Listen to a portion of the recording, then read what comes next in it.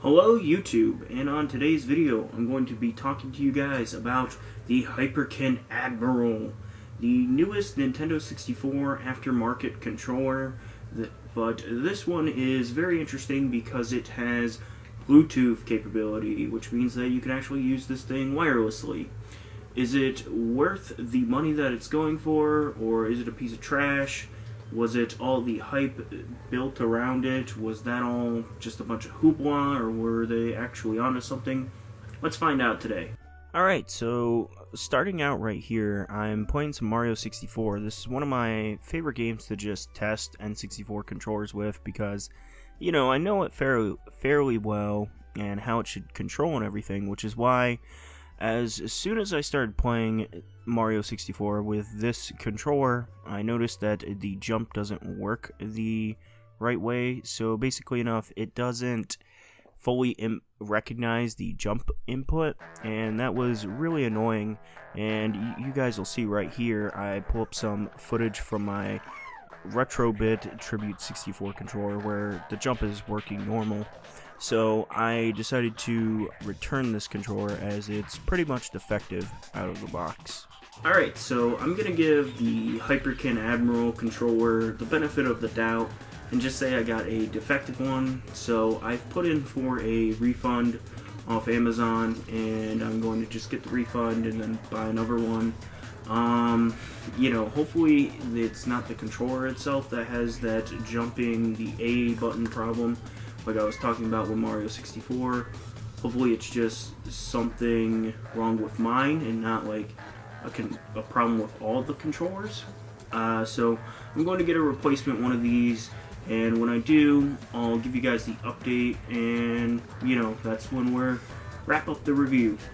Alright, so just as a bit of a heads up, I got my new Admiral N64 controller in.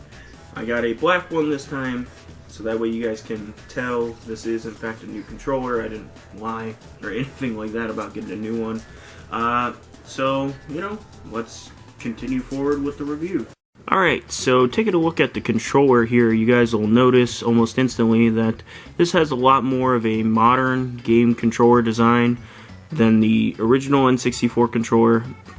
It has a lot closer to the Retrobit and the HoriPad Mini controller design, but the one advantage this has over those is, one, it's a little wider, so it feels more comfortable in the hands. The HoriPad Mini controller, I think a lot of people forget how small that thing is because it was made for children. It was made for like little kids, not for adults, so that's a small controller. But this is a little bit bigger, and one thing that I really like is the back design. It has these little, I guess, indents in the plastic, and that's where your hands go, and it just feels really nice. It feels really good. But the one big thing that I gotta point out is just how cheap the buttons feel.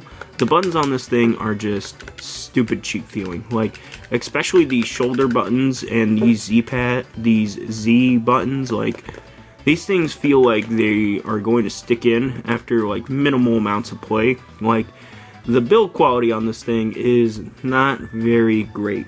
And another thing I gotta kind of point out real quick. So right here, this is the USB, not the Bluetooth receiver. And the big thing I gotta point out here is it's not compatible with rumble packs or any other accessory besides memory cards. This only works with memory cards, which is pretty lame if you ask me. Actually super lame. It means no transfer pack usage, no rumble pack, and this thing doesn't have built-in rumble either, so you're never going to experience rumble on N64 with this.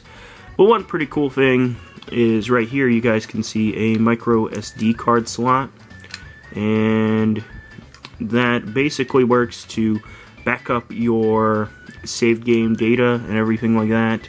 N64 games are nearing on 20 years old, so those save batteries are going to be dying pretty soon here, and that will ensure that your save doesn't go anywhere. So that's pretty cool, but again though, I think that it's pretty lame they couldn't find a way to build rumble into the controller at all. And the controller does feel pretty cheap, so those are all points being deducted against it. Alright, so now that I have the new and improved unit in my hands, the jumping is working fine, and, you know, it's Mario 64, it's playing the way how Mario 64 plays. You know, it's operating good now, the jump works fine, all the other inputs and everything work fine, so, yeah, you know, it's feeling pretty decent so far. So next up, I decided to play some Tarzan. So some of you guys might know, I've been speedrunning this game a bit. I actually am currently the second place world record holder in this game on any percent category. Not to toot my own horn, but yeah, so I know how this game should play and everything, so I'm playing this because I want to get a feel for any input lag. And I'm not noticing a lot. I'm not noticing very much input lag, but it's a wireless controller, so there is going to be input delay regardless of anything, just because it's a wireless controller. And also, to kind of make it worse, I'm playing this on an HD TV, so ultimate input delay on my end. Next up, I'm playing some Sin and Punishment. Sin and Punishment is one of my favorite Nintendo 64 games. Just phenomenal action game if you guys have never played it. So this is when I started to notice how stiff the thumbstick was here. This thumbstick is very stiff, and it does not feel good with games like Sin and Punishment, where you're going to be constantly rotating and moving around the thumbstick to lock on and aim at enemies and everything like that. So it did not feel good playing this game, and I really hate the Z buttons as well. They feel just super cheap and kind of like you're clicking on marshmallows, you know, like especially compared to the Retrobit Tribute 64 controller. Like, they don't feel good at all. So after those initial 3 games, I decided to play some more unconventional stuff, you know, just stuff that most people wouldn't normally play, but I'm going to. So the first game that I decided to play was Buck Bumble. And the interesting thing about this game, I guess it's interesting, is that this game, I've only ever ran into it with this game where it mostly only recognizes the Nintendo 64 controller.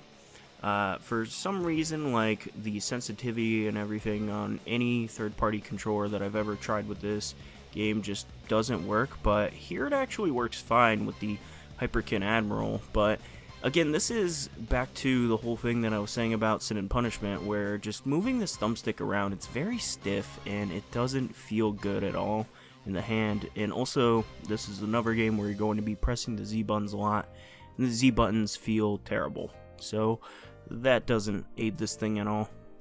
So next up, I started playing some WWF No Mercy. This is, for those of you not in the know, considered by a lot of people to be the best pro wrestling game ever. I don't agree, mostly because this game, for some reason, controls with the flippin' D-pad. And yeah, this is one of those weird N64 games that uses the D-pad. And in my opinion, there's really no good D-pad on the Nintendo 64 at all. And the Hyperkin Admiral is not an exception to that rule, because I think that this thing's D-pad is absolute garbage. Yeah, I did not like playing No Mercy with the Hyperkin Admiral D-pad at all. Did not feel good, and I don't recommend it. So then, lastly, I decided to play some Snowboard Kids because I love Snowboard Kids. It's such a fantastic game. If you've never played Snowboard Kids, please pick it up at some point. And it's Snowboard Kids. You know, it feels like Snowboard Kids. It plays like Snowboard Kids. I'm kind of struggling to come up with things to say about Snowboard Kids with the Hyperkin Admiral controller. So instead, I'm going to just tell you guys a couple of odds and ends about this controller. So this controller can back up your save game data if you have a micro SD card inserted into it, but I find that process to be pretty cumbersome in my opinion. And also, as I stated previously, it's not compatible with the Rumble pack or the transfer pack. So if you're into either one of those, yeah, it's a no-go here. So overall, can I recommend the Hyperkin Admiral Nintendo 64 controller? Yes and no. So I think the thing feels very cheap, like the buttons and everything. Like I said, everything about this feels super cheap, but I do think that like it feels good in the hands. I think that this is actually the most comfortable out of all of the N64 third-party controller options. I think that this is the most comfortable. It's got a great design to it and everything. The buttons are super cheap feeling. The D-pad is trash. The thumbstick is pretty good, but, you know, and the other thing is, like, Hyperkin's build quality. I mean, you know, I got a jank one, my first one, and I had to return that and go about getting another one to secure it for this review. So Hyperkin's build quality is spotty at best, and when you combine that with a $40 price tag, this isn't exactly the end-all be-all N64 wireless alternative that I was hoping for. So I can't really fully recommend it unless you really, really want a wireless Nintendo 64 controller. If you do want one really badly, then yeah, this is pretty much the only option for you. So that's going to do it for this episode of Controller Chaos, you guys. If you liked the video, like it down below, comment, subscribe, all that good big YouTuber energy stuff, and, you know, have a wonderful day, and peace.